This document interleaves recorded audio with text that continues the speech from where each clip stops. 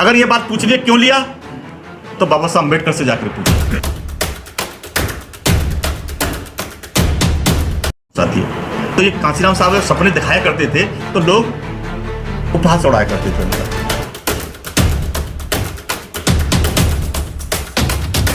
शब्दों से साहब को कहा करते थे हैं, पर साहब कहाँ मानने वाले थे, क्योंकि उनके दिमाग में तो कुछ अलग ही बैठा था ना।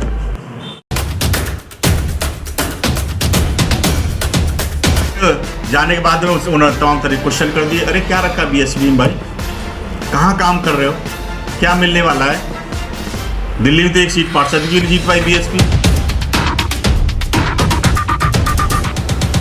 समझौता नहीं कर सकती। जहां समाज का अहित होगा वहां माननीय बहन जी ये 100% मान लो कि कभी भी समझौता बिल्कुल नहीं कर सकती।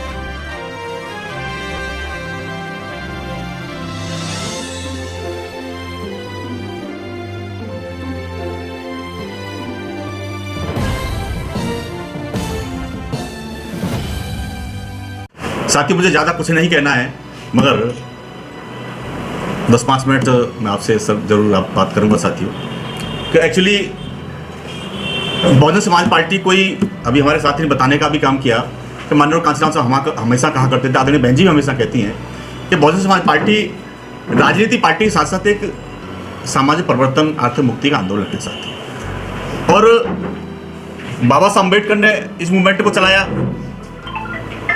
उसके बाद में थोड़ा ब्रेक हुआ मूवमेंट में, और जब माननीय कांशीराम साहब हमारे बीच में चल करके आए तो साथियों उन्होंने ज़्यादा लंबा, इतिहास तो बहुत लंबा है, मगर वो 108 साल के मूवमेंट को लेकर के चले। ये जो फोटो आपको दिखाई दे रहे हैं, ये 108 साल का मूवमेंट माननीय कांशीराम साहब अपने कंधे पर लेकर के चले, और 1848 से लेकर के 1956 तक, यानी कि बाबा साहब अम्बेडकर के परिनिर्वाण हो गया, तब तक के मूवमेंट को लेकर के माननीय कांशीराम साहब ने कहा। और अपनी बात को उन्होंने जो माननीय जितने महान पुरुष हुए जो कह के गए, उस पर माननीय कांशीराम साहब ने कोई अपना दिमाग नहीं लगाया। इतना भी दिमाग नहीं लगाया कि कुछ लोगों ने क्वेश्चन भी किया करते थे कांशीराम साहब से। वो कहा करते थे कि साहब आपने नीला झंडा क्यों लिया, या हाथी का चुनाव चिन्ह क्यों लिया? तो माननीय कांशीराम साहब का तो ये कहना था कि मैं बाबा साहब अम्बेडकर से बड़ा विद्वान तो हूं नहीं। बाबा साहब अम्बेडकर ने, ये मेरा नहीं है, ये बाबा साहब अम्बेडकर ने नीला झंडा था और हाथी का चुनाव चिन्ह बाबा साहब अम्बेडकर का था।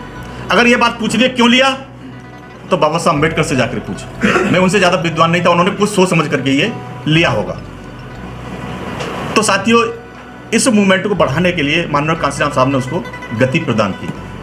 और कैसे गति प्रदान की, अभी हमारे साथी ने कुछ बताया भी इस पर, कि जब माननीय कांशीराम साहब इसी पवित्र भूमि से, जहां आप लोग यहां बैठे हैं, इस मूवमेंट को यहां से चलाने का काम किया, इसी स्थान से जहां आप बैठे, इसी से पार्टी रजिस्टर्ड हुई, और आज ये दिल्ली प्रदेश बहुजन समाज पार्टी का कार्यालय भी है साथियों। तो ये वो वाला मूवमेंट है साथियों, उस महान पुरुष के, मानवतावादी जो महान पुरुष पैदा हुए हैं, जिन्होंने हमारे लिए अपना सब कुछ नौछावर कर दिया, सब कुछ दे दिया, और उस मूवमेंट को लेकर के कांशीराम साहब ने इसको बढ़ाने का, गति देने का काम किया। और कैसे किया? हम तो आजकल विचलित हो जाते हैं, हम लोग जरा सी बात पे विचलित हो जाते हैं, इतना भी संयम नहीं रखते। पर धन्य हो माननीय कांशीराम साहब, जब यहाँ चल करके आए और यहाँ से जो मूवमेंट को जो शुरू किया, गति देना शुरू किया, तो यहाँ के लोग ही साथियों, यहाँ के लोगों ने ही माननीय कांशीराम साहब का विरोध करने का काम किया। हालांकि गलती उनकी नहीं थी, उन्होंने बाबा साहब अम्बेडकर का भी किया था। बाबा साहब अम्बेडकर का भी यहीं से शुरू हुआ, करोल बाग से, क्योंकि ये यहाँ के लोग महान है पूरे। और माननीय कांशीराम साहब क्योंकि यहाँ से क्यों शुरू हुआ कि भाई हमारे लोग यहाँ ज़्यादा संख्या में रहते हैं, इसीलिए बाबा साहब ने भी यही किया। डॉक्टर अम्बेडकर भवन यही तो है करोल बाग में, हाँ, और यही थे माननीय कांशीराम साहब ने किया साथियों।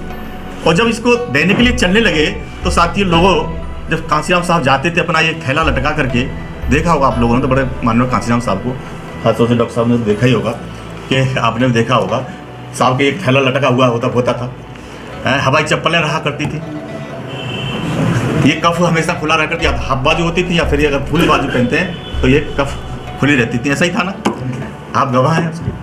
तो जब देना शुरू किया तो साथियों यहाँ के साथ साथ और लोगों ने भी कांसीराम साहब को उपहास उड़ाना शुरू किया, कांसीराम साहब का उपहास उड़ाना शुरू कर दिया और कहने लगे ये देखो कांसीराम अकेले हवाई चप्पल पहनने वाले, ये कहते हैं कि इस देश के दबे कुचले जो लोग हैं उन लोगों को जो चाहे जूती गांठता है, चाहे टायर पंचर लगाता है और ऐसे जो चाहे घास खोदता है या कुछ अन्य मजदूरी करता है, इस प्रकार के लोगों को इस देश का मैं हुक्मरान बनाना चाहता हूँ, इस देश के यानी पार्षद, एमएलए, एमपी, सांसद बनाना चाहता हूँ साथी। तो ये कांसीराम साहब सपने दिखाया करते थे तो लोग उपहास उड़ाया करते थे उनका, ये देखो कैसा आदमी है। हम लोग और आप लोग तो उनको ऐसे शब्द उच्चारण भी नहीं कर सकते, उनको कह नहीं सकते अपने महापुरुष को, वो तो तमाम तरह के शब्दों से साहब को कहा करते थे हैं। पर साहब कहाँ मानने वाले थे, क्योंकि उनके दिमाग में तो कुछ अलग ही बैठा था ना, कुछ अलग ही बैठा हुआ था साहब के दिमाग में। उन्होंने इस बात की कोई परवाह नहीं की कि मेरी हंसी उड़ा रहे हैं, उड़ाते रहे, तमाम तरह की बात करके तो कहते थे, पर हम मानने वाले कहाँ थे, हम पे भी थोड़ा थोड़ा जुनून था, आप जैसे लोगों से सुना तो दमन करना शुरू कर दिया साथियों। पर लोग नहीं मानने वाले थे, कारमा बनता गया, लोग जुड़ते गए और कारमा बनता गया साथियों। तो फिर जब लोगों ने सोचा कि जब ये उपहास उड़ाने से नहीं माने कांशीराम साहब, उपेक्षा करने से नहीं माने और इनके साथ हमने अन्य अत्याचार भी कर लिया, दमन भी कर लिया, तो फिर उन्होंने अनुकरण करना शुरू कर दिया, उन्होंने सीखना शुरू कर दिया साहब से। यार कुछ तो है कांसीराम में, क्या सी चुंबक है, लोग जुड़ते जा रहे हैं, इनकी बात को सुनते हैं और लोग जुड़ जाते हैं। अनुकरण करना शुरू कर दिया साथियों। और उसका आपने अगर देखा होगा, जब आम आदमी पार्टी की सरकार पहली बनी 2013 में, तो उसमें एक योगेंद्र यादव अब भी हैं, उस पार्टी में नहीं, वो अलग बात है। योगेंद्र यादव जब सरकार बनी तो एक उनका इंटरव्यू आप लोगों ने शायद कभी सुना हो, तो उन्होंने कहा कि हम लोगों ने, क्योंकि एक्चुअली आम आदमी पार्टी में इनकी वाली टीम में सबसे अगर कोई संगठन का बारीकी से जो अनुभव था वो सिर्फ योगेंद्र यादव के पास था। और वो योगेंद्र यादव के पास क्यों था, वो माननीय कांसीराम साहब को फॉलो करते, कांसीराम साहब के नजदीक देख करके शायद उस समय उन्होंने काम भी किया था योगेंद्र यादव ने। तो उन्होंने सीधे कहा था कि हमने कुछ नहीं किया, हमने कांसीराम साहब का अनुकरण किया, उनकी बात को फॉलो किया, उनकी बात को माना कि ये बूथ कमेटी और सेक्टर कमेटी ये सब पहले कभी नहीं बनती थी।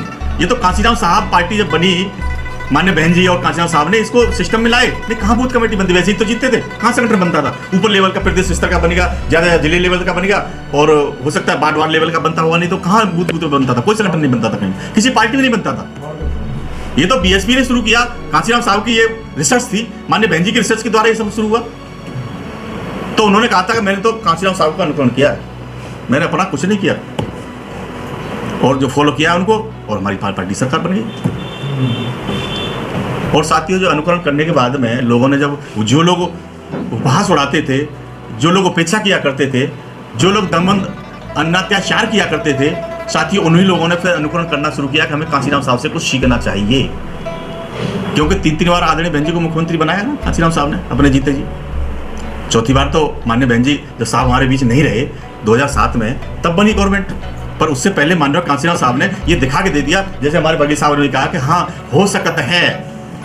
3 बार सरकार बनाई कि नहीं बनाई।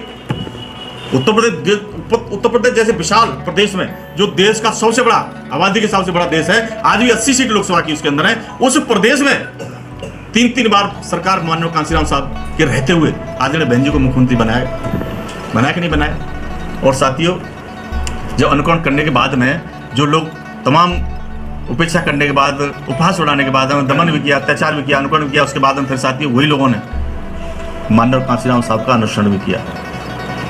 और जो अनुसरण किया ना, बात मानी ना, तो साथियों आपकी जब आप लोग सब एकत्रित हो गए और 3 बार आपने सरकारी बना ली, तो साथियों फिर तमाम समाज के लोग, कि उन्हें तो एमएलए एमपी मंत्री बनना था ना, तमाम समाज के लोग, भाईचारा कमेटी बनी थी नहीं बनी थी 2007 में, जब तो गवर्नमेंट बनी। और माननीय बहन जी की इसको भाईचारा कमेटी को, सोशल इंजीनियरिंग को देश में ही नहीं विदेशों तक ये सराहा गया कि अगर कोई सोशल इंजीनियरिंग करी है तो बहन कुमारी मायावती जी की है।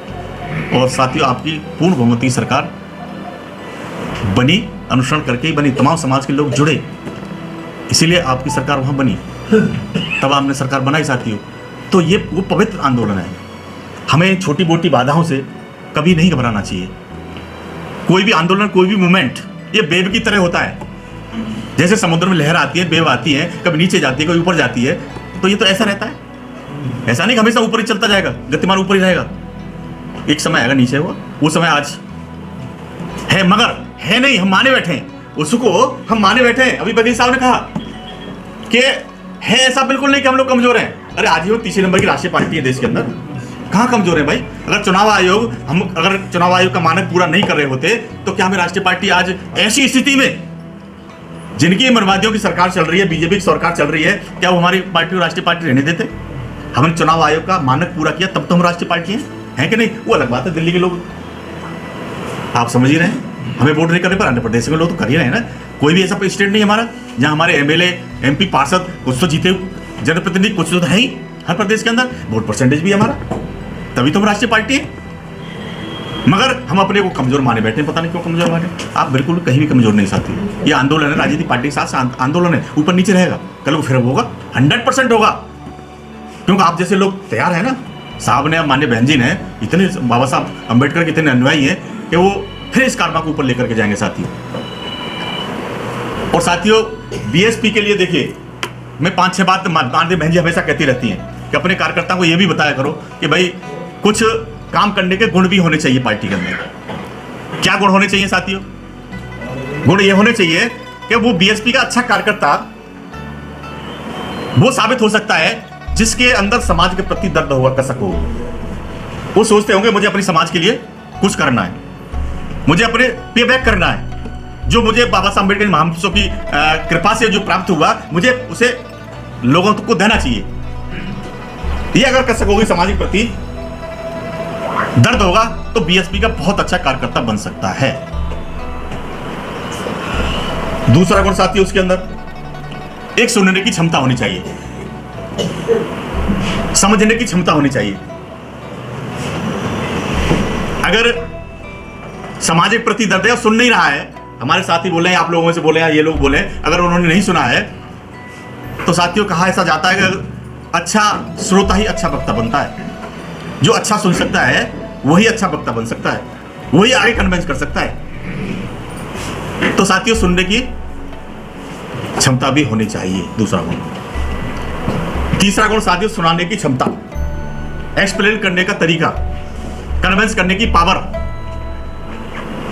जब आपको समाज के प्रति दर्द है, आप चाहते हैं मुझे समाज के लिए कुछ करना चाहिए, और सुन भी बहुत अच्छा सकते हैं आप, समझ भी बहुत अच्छा रहे आप, सारी बातें जो बोली आप पढ़ी, सबको सबने वो सब आपकी समझ में आ रही है।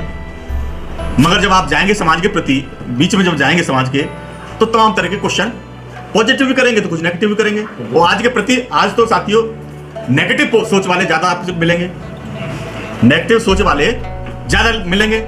और आपने अगर सुना नहीं है इन महापुरुषों को, अगर सुना नहीं है इनकी त्याग तपस्या बलिदान को आप नहीं जानते हैं, या आदरणीय बहन जी के नेतृत्व में जब 4 बार सरकार बहुजन समाज पार्टी बनी है, माननीय बहन जी ने किस किस समाज के लिए, कौन कौन समाज के लिए क्या क्या काम किए, माननीय बहन जी ने कितने काम किए, अगर साथियों आप लोग, जो व्यक्ति, जो कार्यकर्ता हमारा उसको नहीं जानता है तो कैसे कन्विंस करेगा सामने वाले को? कन्विंस करने की पावर होनी चाहिए। और नहीं तो पता क्या होगा, गए तो आप पार्टी को मेंबर बनाने के लिए या पार्टी के संगठन जोड़ने के लिए, और गए, जाने के बाद में उन्होंने तमाम तरह क्वेश्चन कर दिए, अरे क्या रखा बीएसपी में भाई, कहाँ काम कर रहे हो, क्या मिलने वाला है? दिल्ली में तो एक सीट पार्षद की नहीं जीत पाई बीएसपी। यहाँ जहाँ 4 बार गवर्नमेंट रही है, यानी पूर्ण बहुमत की गवर्नमेंट रही है, प्रयोगशाला उत्तर प्रदेश रहा है हमारा बीएसपी का, वहां भी एक सीट जीत पाए आप लोग। कहाँ बीएसपी काम कर रहा है यार, बेकार बीएसपी। वो एक सीट विधायक की तो बताएगा, विधानसभा में एक सीट जीते बीएसपी, ये तो बताएगा, और उसमें ये और जोड़ देगा कि वो बीएसपी इसीलिए जीत गया, उसकी अपनी ताकत थी, अपने बल पर जीता, ये और प्लस कर देगा उसका। और वो ये नहीं बताएगा कि बीएसपी के 10 सांसद भी जीते हुए हैं। बीजेपी के बाद में उत्तर प्रदेश में सबसे ज्यादा सांसद कौन सी पार्टी के हैं, ये उन्हें ही बताएगा, क्योंकि कहीं मेरे कार्यकर्ता का मनोबल हाई न हो जाए। वो मनोबल तोड़ना है ना उसे, तो मेरे कार्यकर्ता का, तो तमाम तरह के क्वेश्चन करेगा।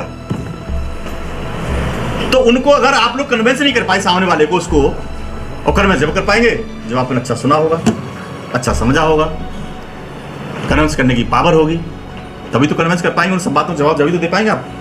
तो साथियों, कन्विंस करने की एक पावर भी होनी चाहिए। आप इस वीडियो के बारे में अपनी राय अवश्य दें तथा वीडियो को लाइक, शेयर और कमेंट्स साथ साथ चैनल को सब्सक्राइब करना न भूलें। धन्यवाद।